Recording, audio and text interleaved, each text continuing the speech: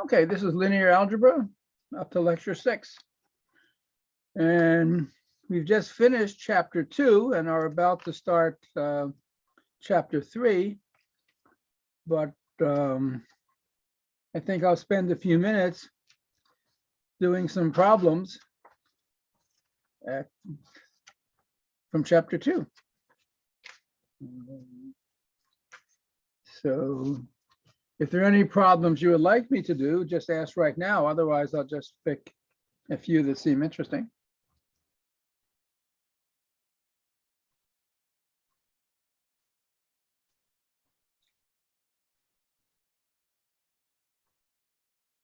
So, okay. So exercises in section 2.C. Start with number 1. It's always a good start.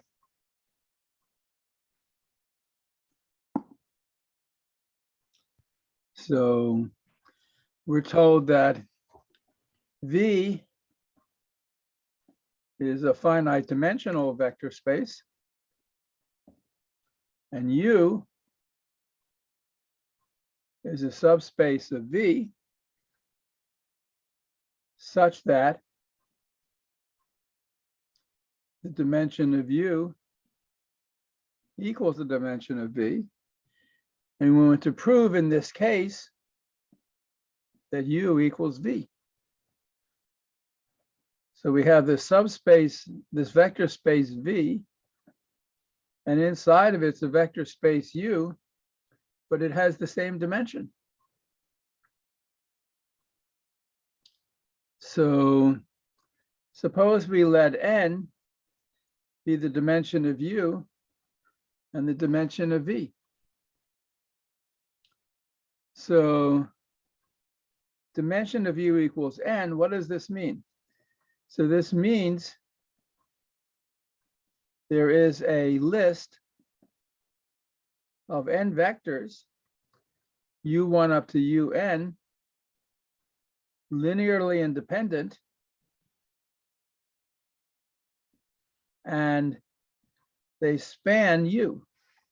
So every vector in U is a linear combination uniquely of the vectors in this basis, right?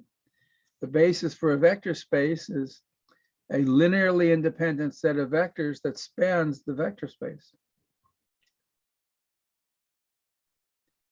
And we want to show in this case that U is actually the whole space V.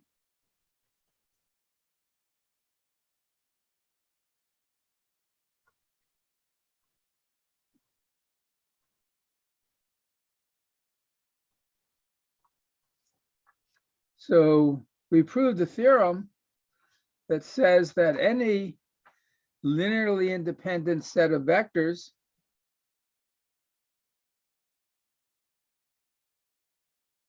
so U1 up to UN contained in V and linearly independent implies, and if you just check in the text, this is theorem 2.39. Theorem 2.39 says that every linearly independent set of N vectors in a vector space of dimension N is a basis. So U1 up to UN is a basis for V. So they span V. So every vector in V is a linear combination of these vectors, which means they're in U. So there's not a lot to write, but there's a fair amount to say. So I guess if you had to do something like this on a homework or an exam, there's a bit to write down. Okay, any questions about this? Okay.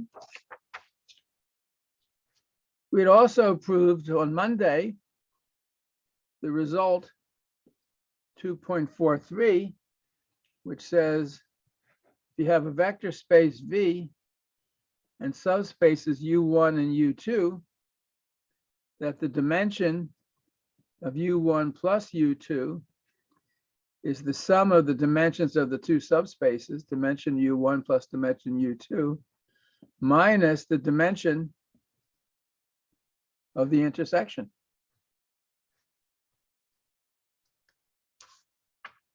So we would apply this to exercise 12. We have U and V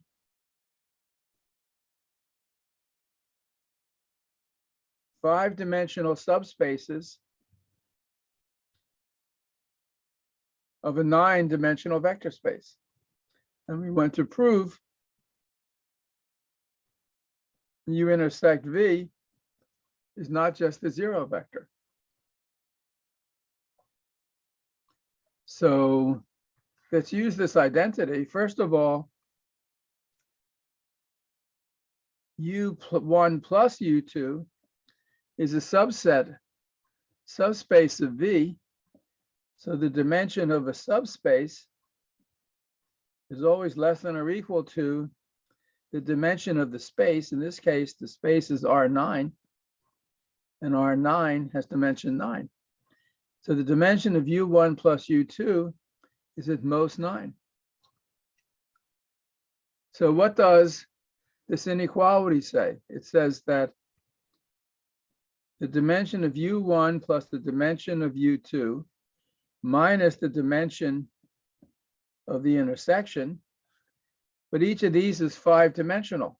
So this is 5 plus 5 minus the dimension U1 intersect U2. And 5 plus 5 is 10. So this is 10 minus the dimension of U1 intersect U2. And that's equal to the dimension of U1 plus U2, which we just observed is at most 9. So just rearranging this, the dimension of U1 intersect U2 is greater than or equal to 10 minus 9, which is 1. So if the dimension of a vector space is positive as 1 is greater, then it can't just be the zero vector, because the subspace consisting of just the zero vector has dimension 0. So this is a nice application of this inequality. If you have two five-dimensional subspaces in a nine-dimensional vector space, they have to intersect in a subspace that is at least one-dimensional.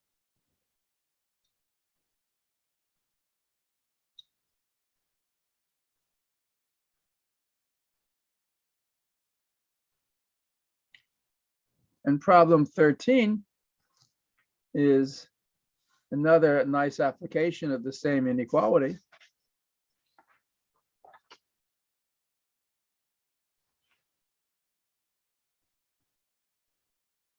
So exercise 13, we have U and W four-dimensional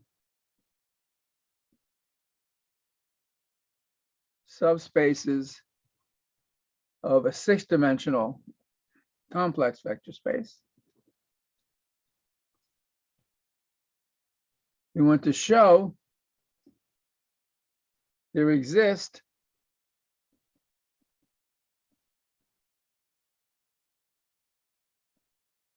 two vectors in the intersection U intersect W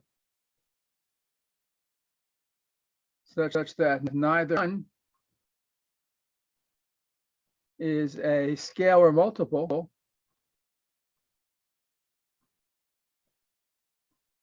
of the other. But that's just a fancy way of saying that U intersect W has at least two-dimensional. So the proof is exactly the same as in the previous case. If we take U plus W, this is a subspace of C6. So the dimension of U plus W is at most 6,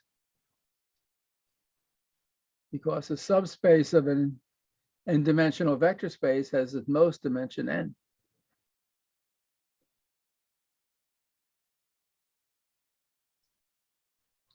And our inequality about subspaces, we can write it like this: the dimension of U intersect W is the dimension of U plus the dimension of W minus dimension of U plus W. And we're told that these are each 4, and the dimension of U plus W is 6. This is greater than or equal to 4 plus 4 minus 6, which is 8 and 6, which is 2. So we have basis for U plus W. It has at least 2 vectors because the dimension is at least 2. And these vectors are linearly independent. So V1, V2, linearly independent means V2 is not some constant times V1, and V1 is not any constant times V2. In other words, neither is a scalar multiple of the other.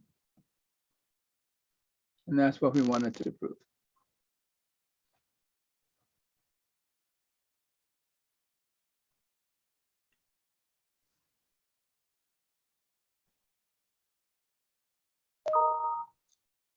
Right.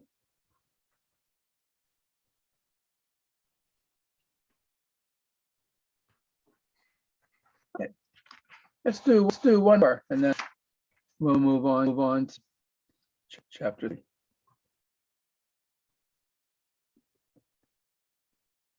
Let's look at exercise 4. So U, this is the way it's written in the text. And again, this has to be translated into human language. It's all P in P4 of F, such that P of 6 equals 0. So what does this mean? So P4 of F, this is the vector space of polynomials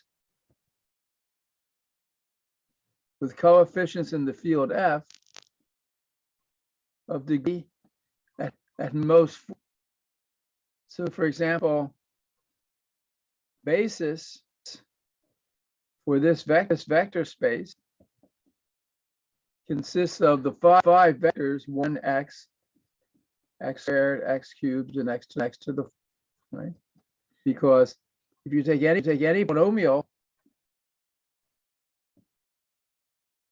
of x in P4, f of x is it's a polynomial, a4x to the 4, a3x cubed, a2x squared, a1x plus a0 times 1. It's a linear combination of these 5 polynomials, the constant 1, x squared, and x to the 4th. And U is all polynomials, which when you evaluate them at 6, gives you 0. So suppose that P of x and Q of x are in U. So what does that mean? That means P at 6 is 0, and Q at 6 is 0. Take P of x plus Q of x, that's a polynomial. When you evaluate at 6, P of 6 plus Q of 0 plus 0 is 0. And any constant times P of x, when you evaluate that at 6, it's the constant times 0, which is 0. So this little calculation says U is a subspace.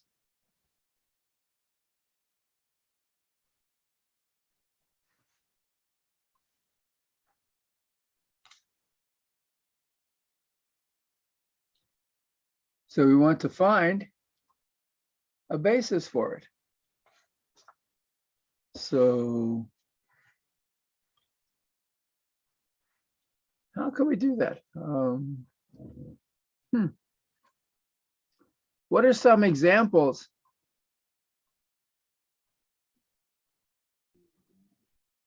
of polynomials in the subspace U? Suppose I took P1 of x equal to x minus 6. So P6 is 0. So I take the quadratic polynomial P2 of x equal x minus 6 squared, or x squared minus 12x plus 6. P2 of 6, 0. Suppose I take the polynomial P3 of x, which is x minus 6 cubed. If we expand that, x cubed minus 36x squared plus 216 x cubed. Is that right? That's not right. I'm just trying to do this in my head. It's not necessary, but it's just fun. 18x squared, 108x cubed, minus x, 108x minus 216. And P3 of 6 is 0. You don't have to plug the 6 in here. That's hard. Just plug the 6 in here. The P4 of x, which is x minus 6 to the 4th, which is x to the 4th plus something. P4 of 6 equals. So these 4 polynomials are in U. I actually claim that these 4 polynomials, x minus 6 and a 6 squared, x minus 6 cubed, and x minus 6 to the 4th, is a basis for U.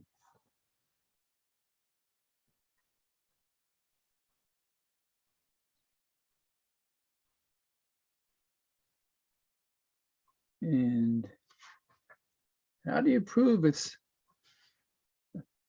So, first of all,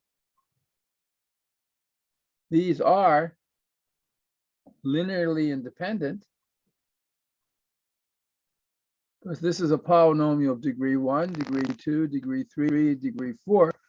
The only way a linear combination of them is 0 is if all of the coefficients are 0. These are linearly independent. So dimension of U is at most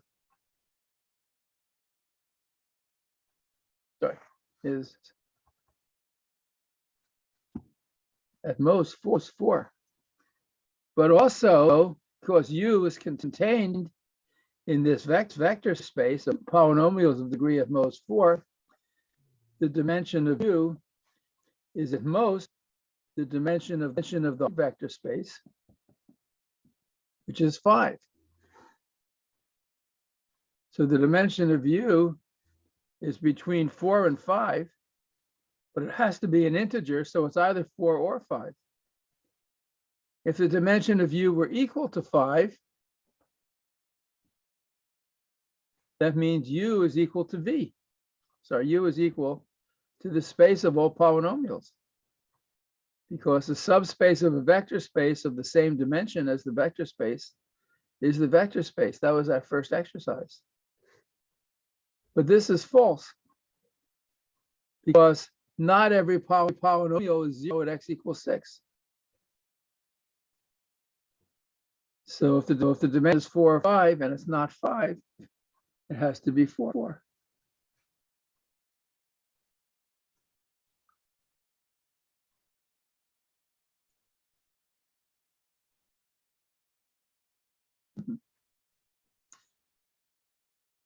Well, that's linear algebra. Okay.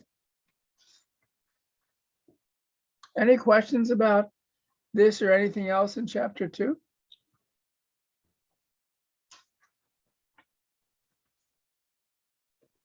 Quick question, Professor. Yes, Would sir. there be anything deducted points for late homeworks or? No, Okay.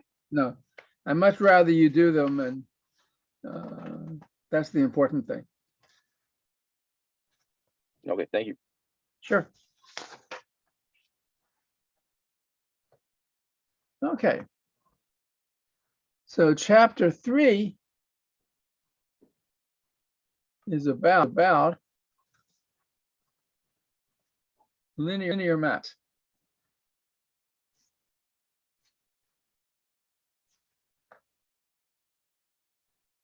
So this is very important. Suppose you have vector spaces V and W, and we're going to look at functions from V to W.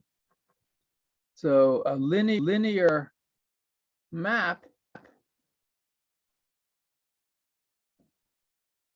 as a function T from V to W that satisfies the following two properties, which make a lot of sense in a vector space, namely,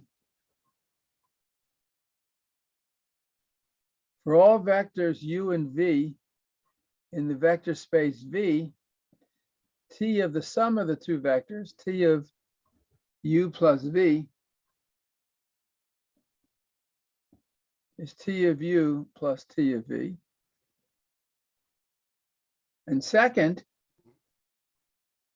for all scalars lambda field of real or complex numbers, and all vectors V in vector space, T of lambda is V, lambda times T of V.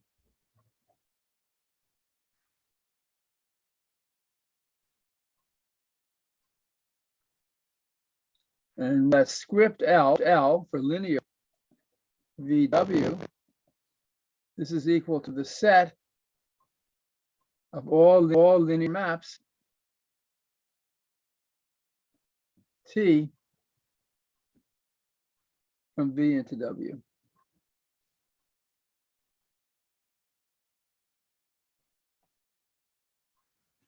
So what we study for the rest of the semester are linear maps of vector spaces. And what are some examples?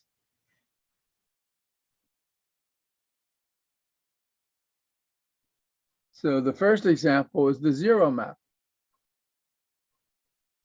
defined by T of the vector V is the zero vector for all V, and this is the zero vector, of course, in W. And why is this a linear map? If I take T of U plus V, that's zero. And T is zero, and T of V is zero, and 0 plus 0 is 0. So U plus V is 0, which is 0 plus 0, that's sort of obvious, which is T of U plus T of V. And similarly, because every vector is sent to 0, T of lambda V is 0, which is the scalar lambda times 0, which is lambda times T of V, which is 0. Everything gets sent to 0. So the zero map is one pretty trivial example of a linear transformation. And the notation is really bad. It's like usually you write 0 for the zero map. So 0 applied to the vector V is 0, but it just means the zero map according to text.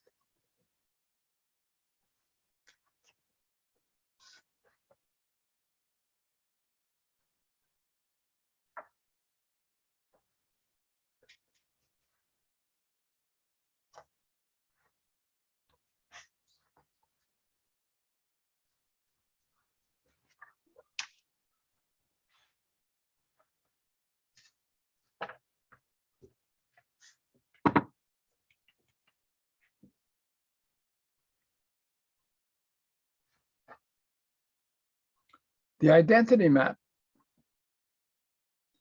is another simple example of a linear map. This is a map from the vector space V to itself. So I is in L of V comma V, defined by I of V equals V for all V. So for example, I of U plus V is U plus V, and I of U and V is I. And I of lambda times V is lambda times V. V is I of V.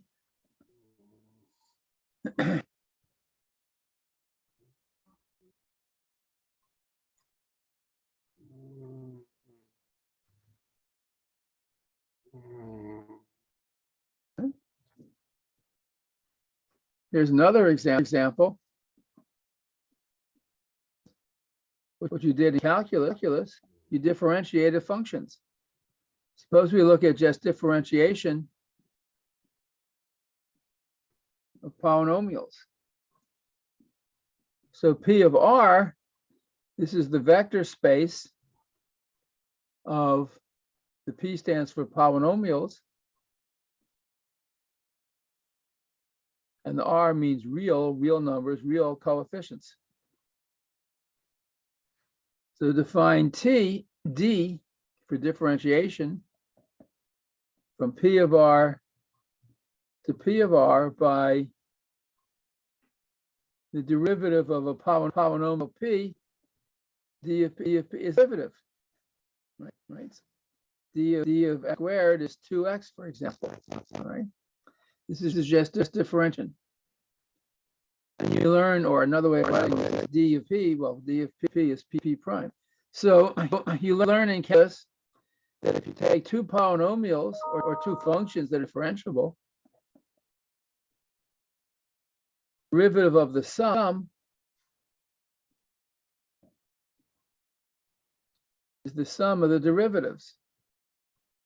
And if you take a function and you multiply it by a scalar, the derivative of lambda P is lambda times the derivative of P. But these are exactly the two properties that define a linear map. So differentiation is linear.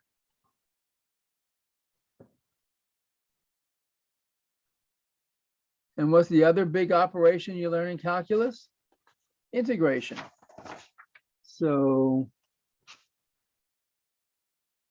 we can define a function from a set of polynomials in R to the real numbers by integration.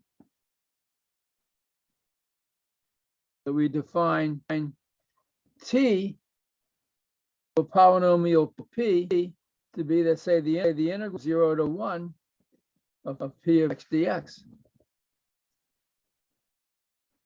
Start with the polynomial, and you end up with its integral, which is a real number.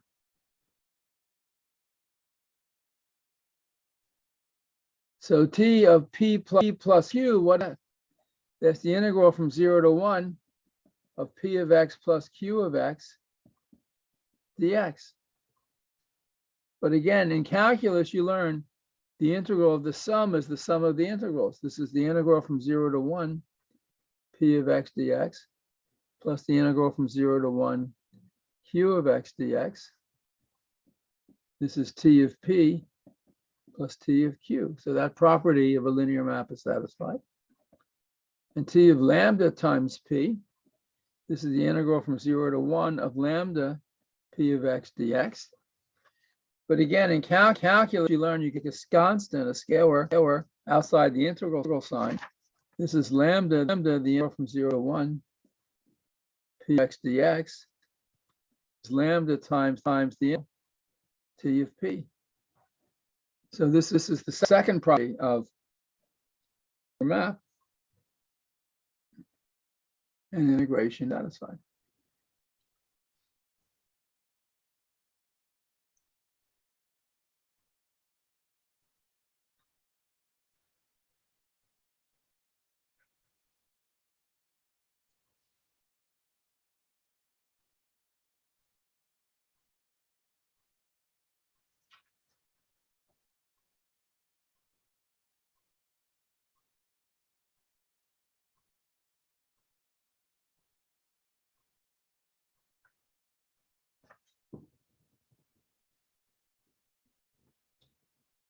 Okay.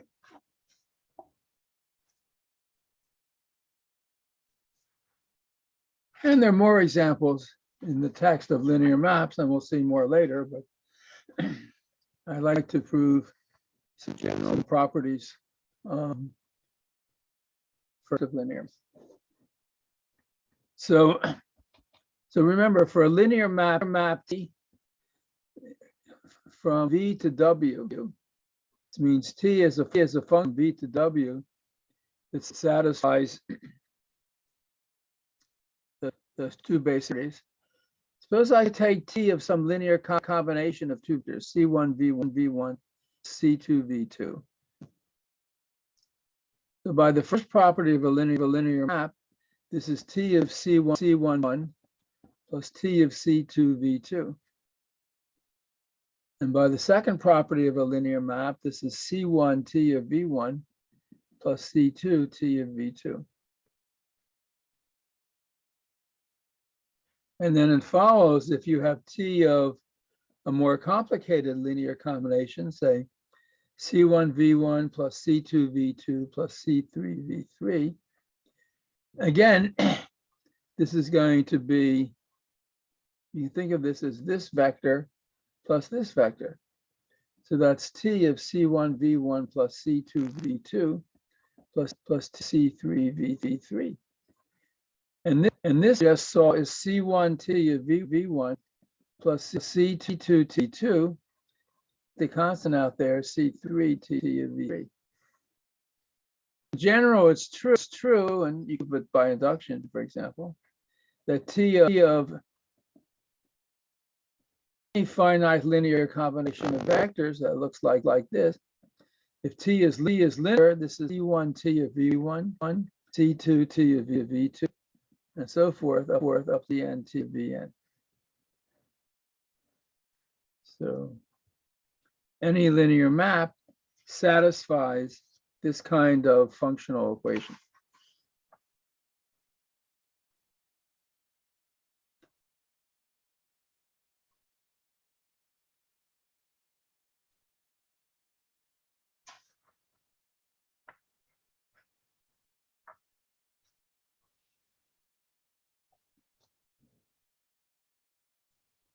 So remember, we have the notion of a basis for a vector space. So suppose V is a finite dimensional space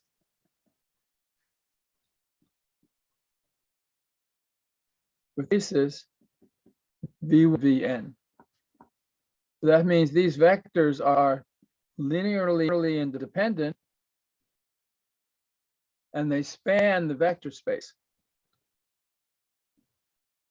So for every vector V in the vector space, there exists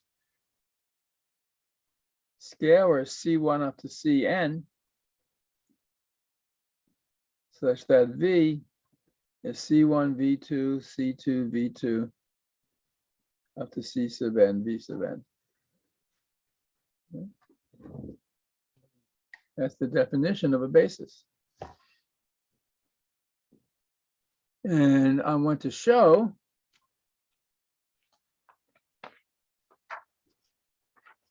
that a linear transformation is completely determined by what it does on a basis. So this is theorem 3.5, which says the following. We have V1 Vn, a basis for a finite dimensional vector space V. And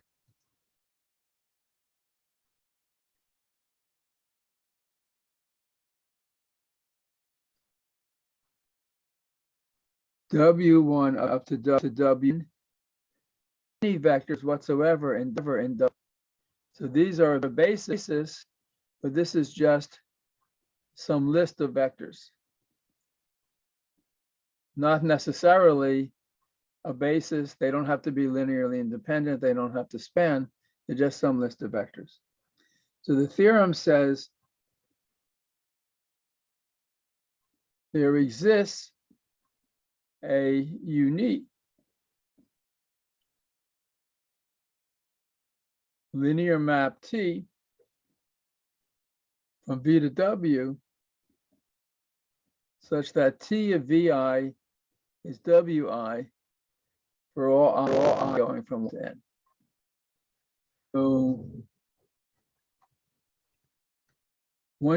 So you can create a linear map to any vector in a base anywhere you want to go.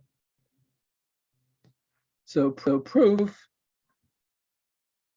because this forms of the basis, every vector V in the vector space has the form V is C1 V1 V1 plus 2 V2 up to n V sub n. So we define a function V to W, and this is unique, right? Because this is a basis. Every vector has a unique representation as this linear combination of V1 up to Vn. So define a map, a function from V to W by T of V, if V is equal to this, is C1 W1 plus C2 W2 plus Cn Wn.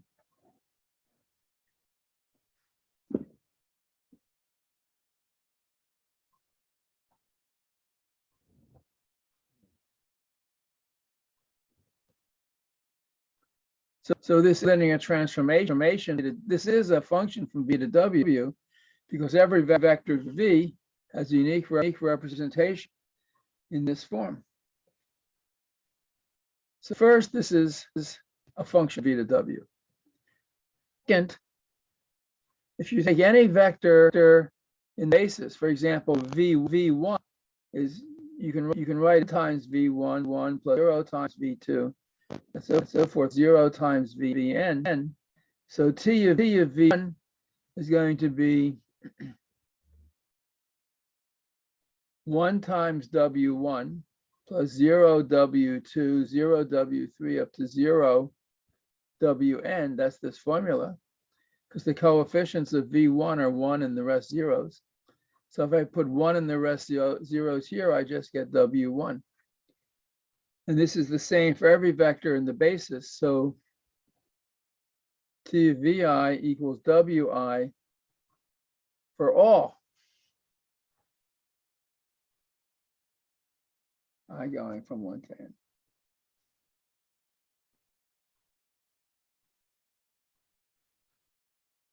So this is a function to W. I have to show that it's linear. So suppose U is vector V1 up to an Vn, and V is the vector C1 V1 V up to Cn. So then U plus V, I add coordinate-wise. This is A1 plus C1 V1 up to An plus Cn Vn. So C of U plus T of U plus V is going to be A1 C1 W1 up to An plus Cn Wn. I can split this out as A1 W1 up to An Wn plus C1 W1 up to Cn Wn. That's T of U plus T of V. That's the first proper linear map. And the same argument exactly shows that T of the V is less T of V.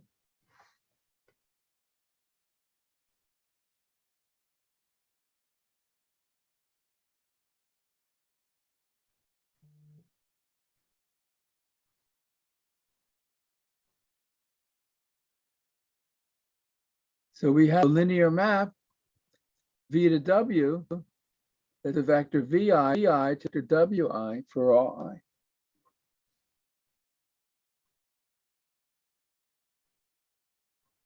And this equation also shows you that this is unique. This is such a unique map. So this is one of the key facts in the toolkit of linear algebra. And let me just repeat this again to emphasize it. You have two vector spaces V and W. And in the vector space V, it's finite dimensional, and V1 to Vn is the basis. Take any n vectors, any lib n vectors, not necessarily different in W1 to n. There's one and only one linear map from V to W, where T of Vi equals Wi. Okay. That's this.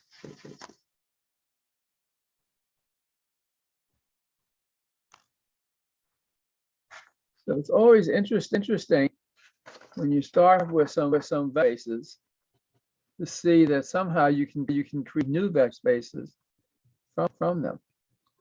So theorem 3.7 says that if you have vector spaces V and W, the set of all linear maps from V to W is also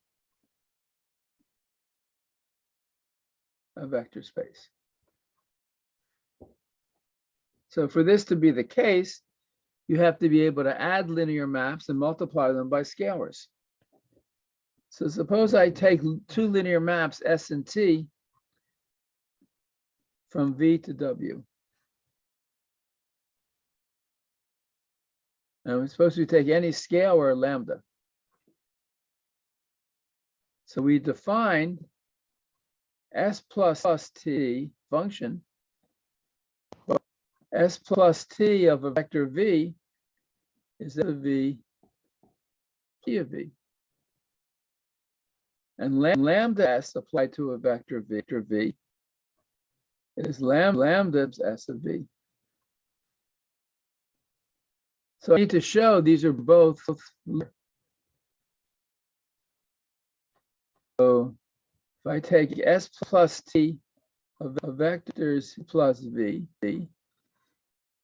that's S of U plus V plus T of U plus V.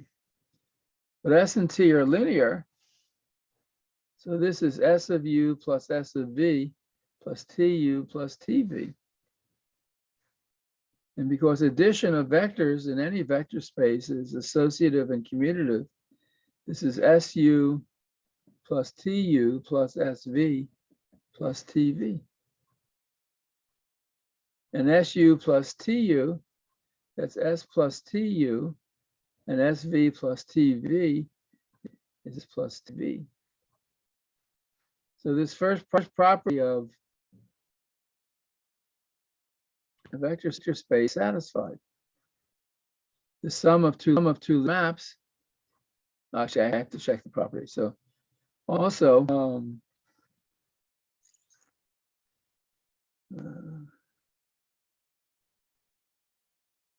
is S plus T of lambda V. It's S of lambda V plus T of lambda V. But S and T are linear. So this is lambda SV plus lambda T of V. And this is lambda times SV plus TV. So that's lambda S plus T of V. So the two conditions for S plus T to be a linear map are satisfied. So if S and T are linear maps, so is their sum. And then it's a lot of routine but tedious checking. It's a lot of it to check that L of UV is a vector space. So we have an operation of addition of map and scalar multiplication of maps. What is lambda S? Let's double check that. Okay. Lambda S of U plus V is lambda of U plus V. That's lambda of SU plus SV. That's lambda SU plus lambda SV.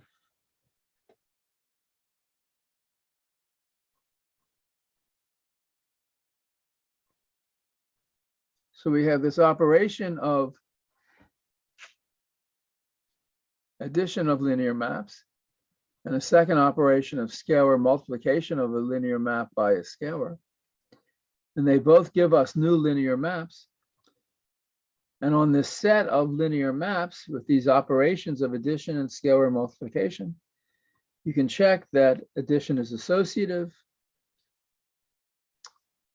There's an inverse map. There's a zero map. Everything is satisfied.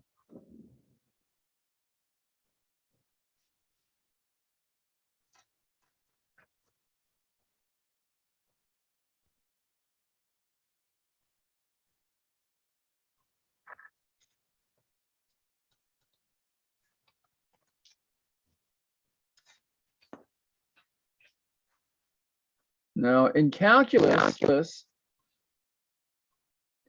you learned about function of functions. Usually, you just had like functions f and g. So, from the real numbers to the real numbers, you had some function f, and you also had a function g, and you could compose them, and you would get g composed with f, defined by g composed with f of x, means you take an x, it gets sent to f of x, and you send that to g of f of x.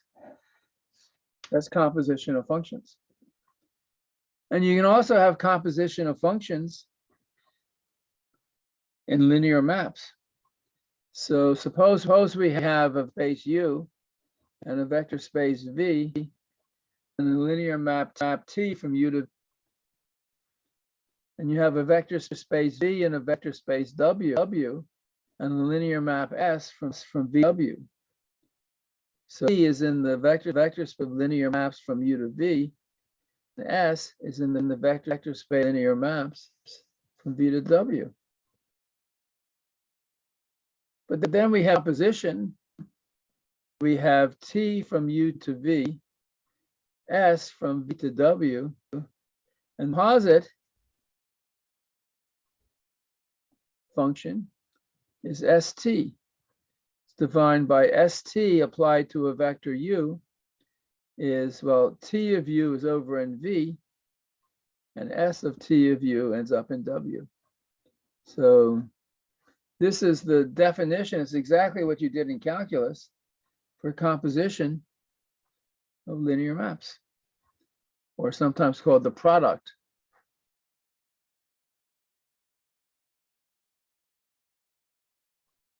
of linear maps. And of course, it has to show product of linear map is another linear map. And how does one do that? Well, just carefully, step by step from the definition.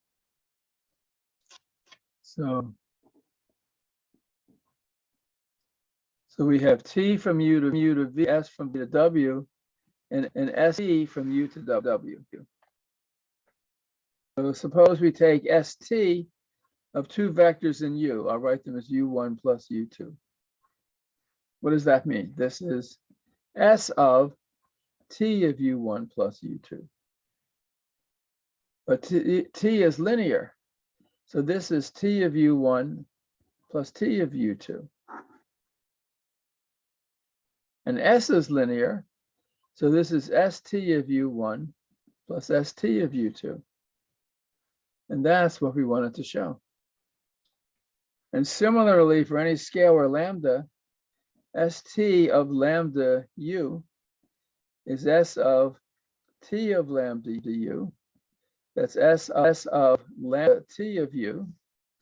But again, S is also linear, so this is lambda ST of U.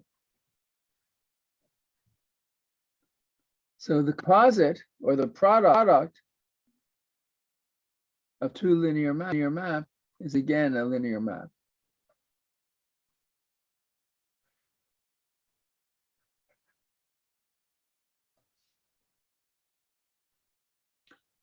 And product of linear map satisfy the right properties.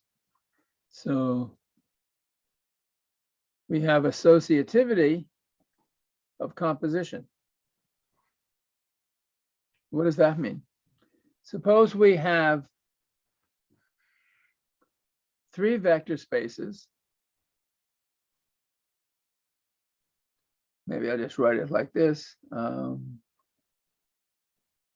We have a vector space V1 and a vector space V2, and T1's a linear map from V1 to V. Maybe I'll do this on another sheet of paper. So I have V1 and V2 and a linear map T1 from to V2. I have a vector space V3 and a linear map 2 from V2 to V3, and a vector space V4 and a linear map V3 to V4. Now I compose the first two, I get a linear map T1 from V1 to V3.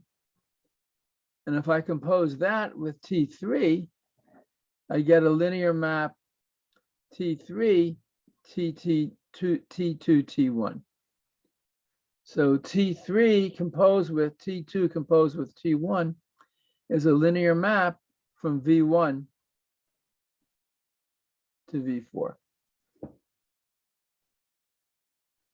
But I could have done this composition differently. Suppose I have V1, V2, V3, V4, T1, T2, T3. If I can compose T2 and T3, I have a map T3, T2 from V2 to V4. And if I compose that with 1, I have a linear map T3, T2 comes with T1. So I also have T3, T2 composed V1 as a map V1 to V4. And associativity of composition means these are the same.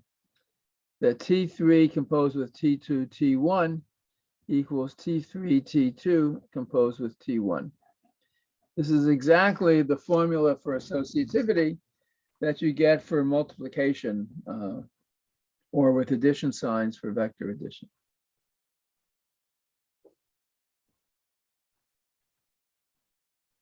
And how do we prove this? Well, again, if you just start to write down a proof, it's kind of automatic if you just keep moving forward, that everything's going to work out. Okay.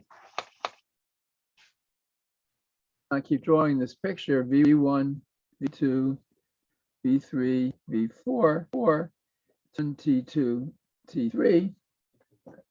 What is T3 comes with T2, applied to the vector V, and any V in V1. That's T applied to the vector T2, T1 of V.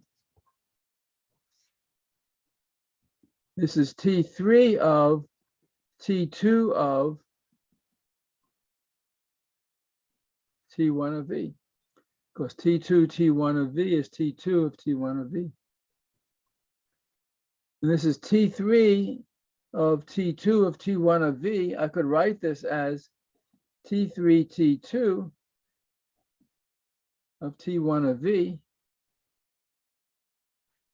And this is T3, T2, T1 of V. So for orders V, this equals this, and proof of associativity. T3, T2, T1 equals T3, T1.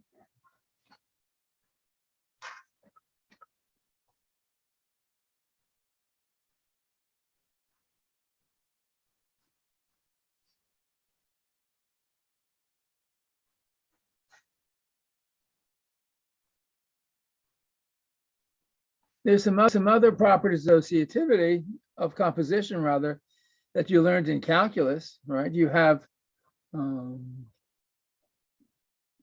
V goes to W with some linear map T, and let's say I is the linear map, is the identity from V to V.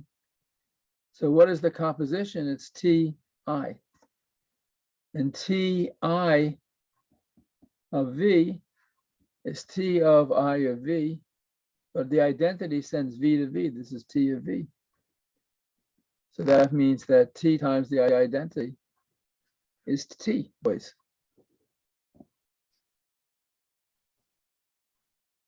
And you also have associativity. If you have S1 plus S2 times T, that's S1T plus S2T. And again, you can check in the vector, see that it works.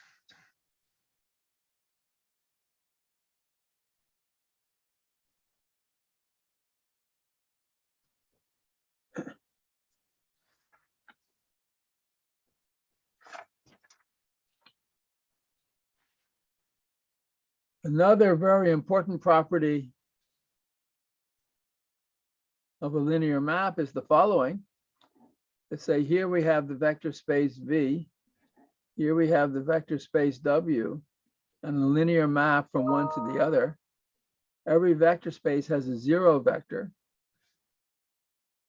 Maybe I'll call this 0 sub V, and this I'll call 0 sub W, just to emphasize the fact that this is the zero vector in V, and this is the zero vector in W. And the important theorem, 311, says that a linear map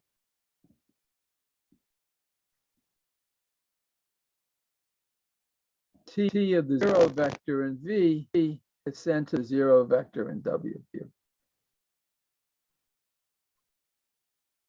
And the proof of that is just a little bit sneaky, because every vector 0 is always 0 plus 0. So T of the zero vector plus the zero vector. By linearity, this is T of the zero vector plus T of the zero vector. So this is in W, right? Because the zero vector gets sent to something in W. Subtract T of 0 of V. When you subtract that from both sides of the equation, you get T of 0 minus T of 0 equals T of 0 plus of 0 minus T of 0. This is just the zero vector in W. And this is T of the zero vector in V plus the zero vector in W, which is T of this vector in V. So the zero vector in W is T of the zero vector. So what's saying in words is that every linear map 0 to 0.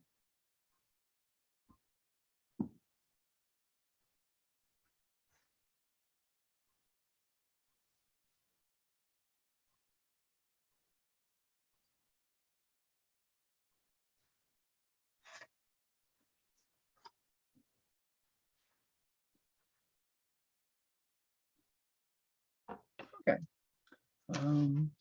Let me look at one or two of the exercises at the end of this section, and then we will be done.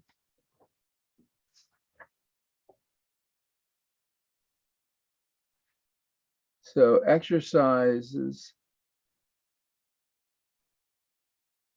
3.A, number 1. Suppose I take real numbers B and C, find T from R3 to R2 as follows. A vector in R is XYZ. So T of XYZ is going to be 2x minus 4y 3z plus b 6x plus c times x, y, z. So this is a function, but it's not necessarily linear. And the problem is to show that t is linear if and only if b and c are 0. So let's do the if part, or the only if part. Yeah.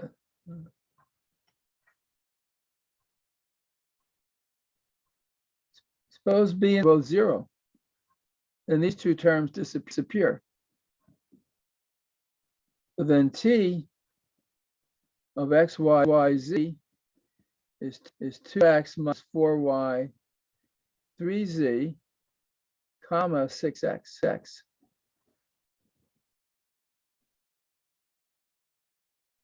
And then you get directly that if we take vectors x1, y, z1, and x2, y2, and z2,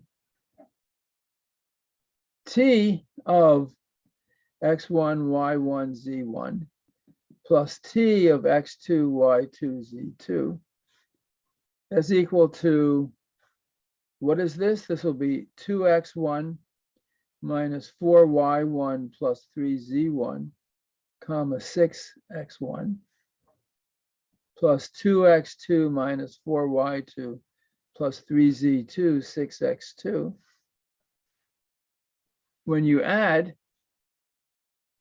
you just get, you add the first and second coordinates, you get 2x1 plus x2 minus 4y1 plus y2 plus 3 z1 z2, comma 6 x1 x2.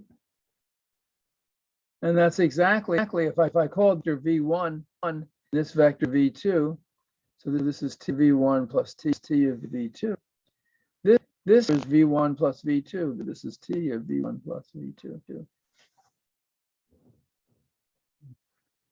So this, if b and c are 0, this function satisfies the addition property, and it also satisfies the scalar multiplication property.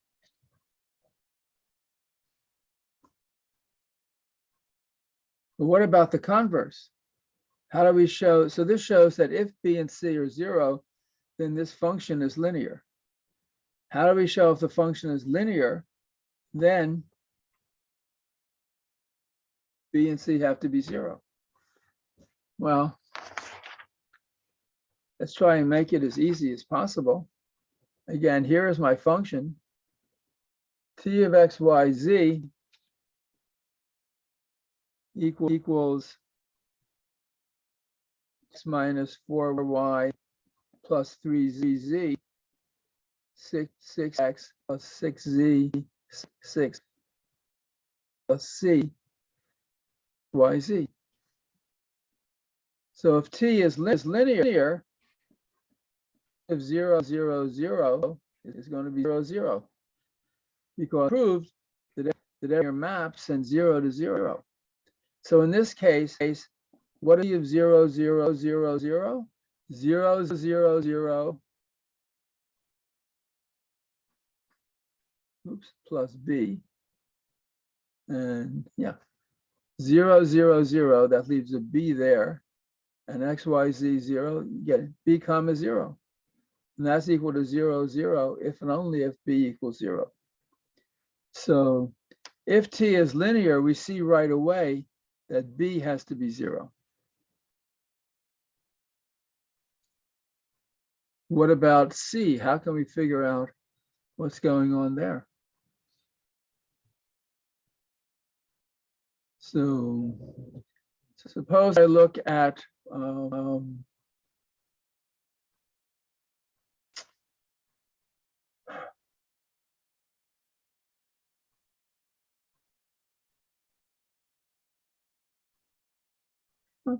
let's just try something at random and see what happens. What about t of 1, 1? 1, 1, 1 is 2 minus 4 plus 3 is 1, and this is 6 plus c. Remember, b is 0. If x, y, and z are 1, you get 1 and 6 plus c. And what is t of 2, 2, 2? T of 2, 2, 2 is 4 minus 8 is minus 4 plus 6. Sorry. 4 minus 8 is minus 4 plus 6 is 2. 6 times 2 is 12. And actually, it's 3, 3, 3. Just to why not? It might work out there. When x, y, and z are is 6 minus 12 minus 6 plus 9 is 3. And this 6 times 3 is 18 plus 3 times 3 times 3, 27c.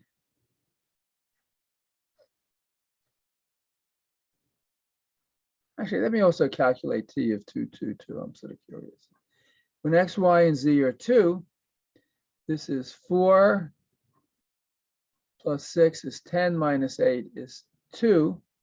And this is 12 plus 2 times 2 times 2 plus 8c. That's interesting. And you'll notice that 1, 1, 1 plus 2, 2, 2 is 3, 3, 3, 3. So t of 1, 1, 1 plus t of 2, 2, 2, I just calculate them. That's 1, 6 plus c plus 2, 12 plus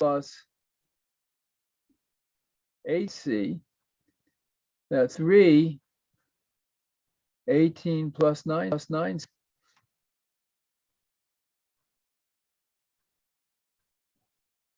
And this is not equal to this. 3, 18 plus 27c, which is t of 3, 3, 3. So if c is different from 0.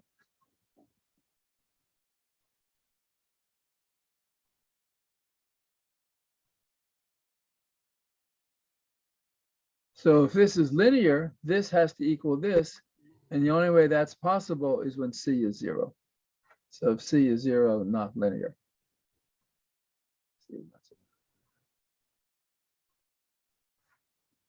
Okay, so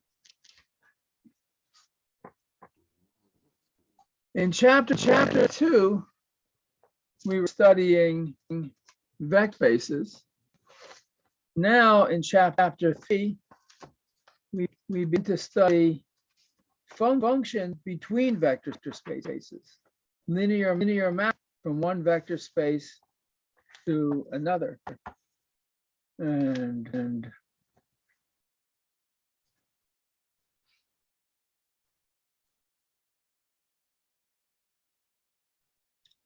it's worth spending some time thinking about and trying to make sure you understand very carefully the definition. Okay, well, I don't want to run ahead of our schedule, so this is exactly what I needed to cover today. A couple of just administrative notes that next Monday is President's Day. There's no school and we have no lecture, of course. So our next class is 1 week from today, on Wednesday, the 23rd. I do have office hours today at 1:30 and tomorrow at 1:30. So you're welcome to log in and ask questions about what we're doing or help with the homework problems, whatever you might want. And I'll make sure I have an office hour next Tuesday. time will go by. Okay. Any questions about what we are doing or have done?